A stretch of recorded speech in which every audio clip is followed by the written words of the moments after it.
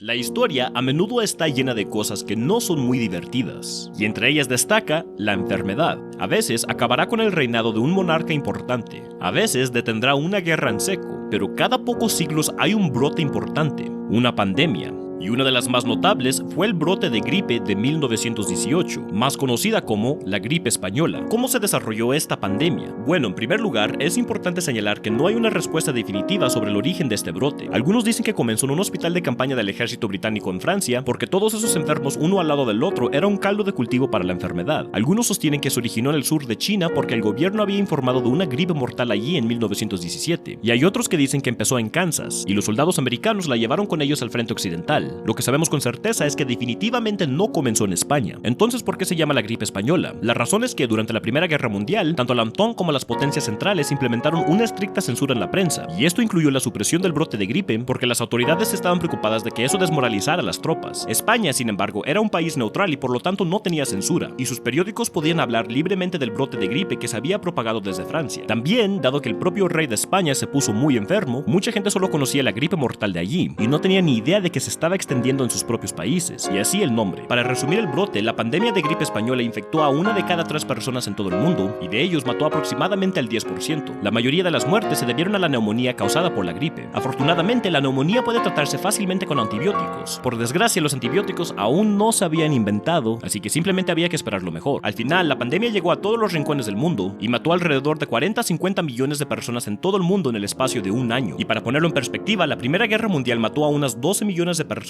en el transcurso de 4 años. La gripe española llegó en 3 oleadas. La primera golpeó entre marzo y abril de 1918, pero esta fue la menos mortal de todas las olas. Para mayo o junio la gripe había desaparecido en gran medida, hasta que reapareció en Francia a finales de octubre y fue esta segunda ola que fue la grande. Para ponerlo en perspectiva, en 6 semanas la enfermedad mató a 400.000 personas en Estados Unidos y 200.000 en Alemania, y sus víctimas eran en su mayoría adultos jóvenes. Casos como en la India fueron los más afectados, con el número de muertos de más de 10 millones de personas en 2 meses. Y la tercera oleada se produjo a principios de 1919, y aunque también mortal, no fue tan mala como la anterior. En el transcurso de 2 meses mató a 70.000 personas en Gran Bretaña y un poco más en Alemania. Después de esto, sin embargo, la gripe simplemente desapareció, dejando al mundo a recoger los pedazos y regresar a una sensación de normalidad. ¿Cómo intentaron las naciones detenerlo? La respuesta la encontramos en el intento de Italia. El primer brote apenas afectó a la nación, y los soldados en el frente solo se enfermaron levemente, pero fue la segunda ola que comenzó en Sassano en septiembre de 1918 la que fue la devastadora. Cuando los soldados del frente empezaron a morir en masa, el gobierno supo que había que tomar medidas estrictas. El problema era que Italia no era una nación muy desarrollada en ese momento, y por lo tanto los alimentos fueron severamente limitados por el esfuerzo de guerra, y el personal médico y el equipo fue priorizado para el ejército. Al final, como millones de personas se enfermaron, los médicos de combate fueron enviados de vuelta, y a los estudiantes de medicina de primer año se les dio control total de hospitales. Los viajes entre ciudades estaban limitados, pero al final esto no fue suficiente para detener su propagación. El gobierno italiano puso en marcha numerosas estrategias. Se le aconsejó a la población que se lavara las manos a menudo, aislar a los enfermos y reducir el contacto con sus vecinos, lo que era difícil dado que la gente tenía que hacer fila para sus raciones diariamente. El gobierno reclutó prisioneros de guerra para limpiar las calles, dio máscaras a los policías y se reservaron hospitales solo para los más enfermos. Prohibió las reuniones públicas, cerró escuelas y prohibió las visitas a los hospitales. Y era este aspecto, no iglesia, no ver a familiares enfermos y no asistir a sus funerales, lo que causó un profundo trauma en la sociedad italiana, evocativo de la peste negra 6 siglos antes. Como en todas partes, la última oleada se fue tan rápido como llegó la primera, y en Italia la gripe mató a 600.000 personas en 6 meses. Algo que mucha gente se pregunta es que, dado lo destructiva que fue la gripe española, ¿por qué no es mejor recordada? Y para ello hay 2 razones. La primera fue que ocurrió hacia el final de la Primera Guerra Mundial, y por lo tanto ese evento tiene prioridad. La segunda fue que durante ese periodo las pandemias eran bastante comunes, y la gente estaba acostumbrada al cólera, la fiebre tifoidea, la peste y otras enfermedades que asolaban sus comunidades. Y combinado con que la gente estaba insensibilizada ante tantas muertes de jóvenes en la guerra, gran parte del mundo se había vuelto